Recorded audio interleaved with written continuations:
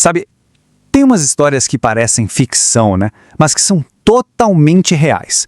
Hoje, a gente vai mergulhar em uma delas. Vamos entender como a crise de sucessão de um trono lá em Portugal, que começou com o sumiço de um rei na África, acabou virando de cabeça para baixo o futuro da sua colônia mais importante, o Brasil. Pois é, já parou pra pensar nisso? Isso não é só um exercício de imaginação não, hein? Foi uma possibilidade muito, mas muito real. O Brasil que a gente conhece hoje, olha, por muito pouco não teve uma história completamente diferente, com holandeses e franceses firmando raízes por aqui. E o mais impressionante é como tudo isso começou.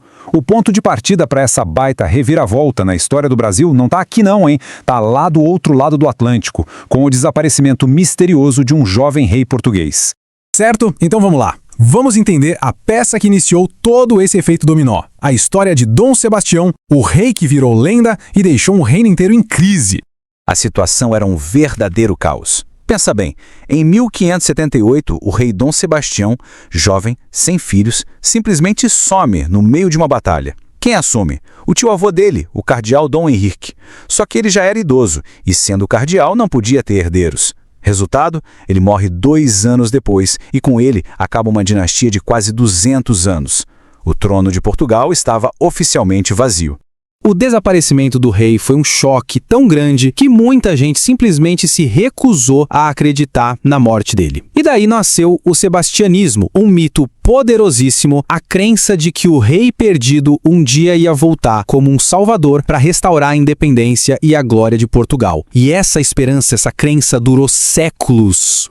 Bom, com Portugal sem rei e no meio de uma crise gigantesca, um vizinho muito poderoso viu ali uma oportunidade de ouro. A solução para o trono vazio veio da Espanha e deu início a um período que ia mudar absolutamente tudo, a União Ibérica. O Filipe II da Espanha não perdeu tempo. Ele era neto do antigo rei português Dom Manuel I, o que já dava a ele uma boa desculpa, um direito familiar ao trono. Então ele juntou isso com o seu imenso poder militar, negociou com a nobreza portuguesa e pronto. Em 1580 ele uniu as duas coroas. Pela primeira vez, Espanha e Portugal tinham o mesmo rei. Agora, o que é realmente fascinante aqui é a virada de chave geopolítica que aconteceu da noite para o dia. Antes, Portugal tinha seus inimigos, a Espanha tinha os dela. Depois de 1580, os inimigos da poderosa Espanha, como a Holanda e a Inglaterra, viraram automaticamente inimigos de Portugal. E aquele famoso Tratado de Tordesilhas? Bom, na prática, ele perdeu todo o sentido, né? Afinal, era tudo do mesmo dono. E essa nova realidade teve uma consequência direta e muito perigosa para a colônia. O Brasil, com toda a sua riqueza do açúcar, de repente se tornou um alvo legítimo para as nações que não iam nem um pouco com a cara da Espanha. E aqui o ponto é crucial. As motivações eram bem diferentes. Os holandeses, que antes eram parceiraços de Portugal no negócio do açúcar, foram simplesmente cortados do esquema pelo Filipe II. Para eles, invadir era uma questão de vingança e, claro, de sobrevivência econômica. Já a França enxergou uma chance de ouro para desafiar o poder espanhol e, de quebra, criar refúgios para os protestantes. E os franceses, olha, eles tentaram mesmo, e mais de uma vez. Primeiro no Rio de Janeiro com a tal da França Antártica, onde eles até se aliaram com os indígenas tamoios, depois lá no Maranhão com a França Equinocial. As duas tentativas acabaram sendo derrotadas, mas serviram de alerta, mostraram o quanto o território brasileiro estava vulnerável. Mas a invasão que realmente marcou, a mais impactante e duradoura, foi sem sombra de dúvida a dos holandeses. Eles não queriam só um pedacinho de terra não. Eles vieram para conquistar e administrar a região mais rica da colônia. A estratégia holandesa foi bem persistente. A primeira tentativa deles, lá em Salvador, em 1624, deu errado.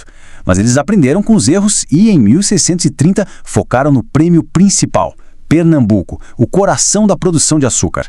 Aí a conquista foi um sucesso. E para administrar esse novo e rico território, eles mandaram para cá uma figura notável, o Maurício de Nassau.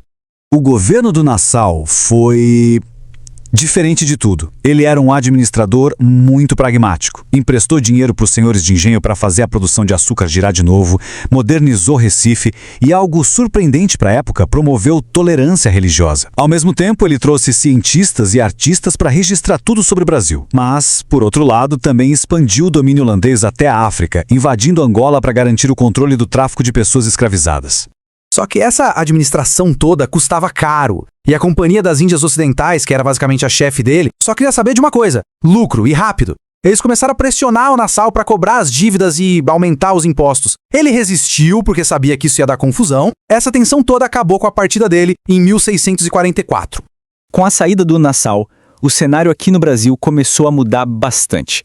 E enquanto o clima esquentava por aqui, um evento crucial lá na Europa ia virar o tabuleiro de xadrez mais uma vez. Em 1640, depois de 60 anos de domínio espanhol, a nobreza portuguesa se rebelou. Eles expulsaram os espanhóis e colocaram um rei português de volta no trono, Dom João IV. A União Ibérica tinha chegado ao fim. Portugal era independente de novo, mas a situação no Brasil ainda precisava ser resolvida.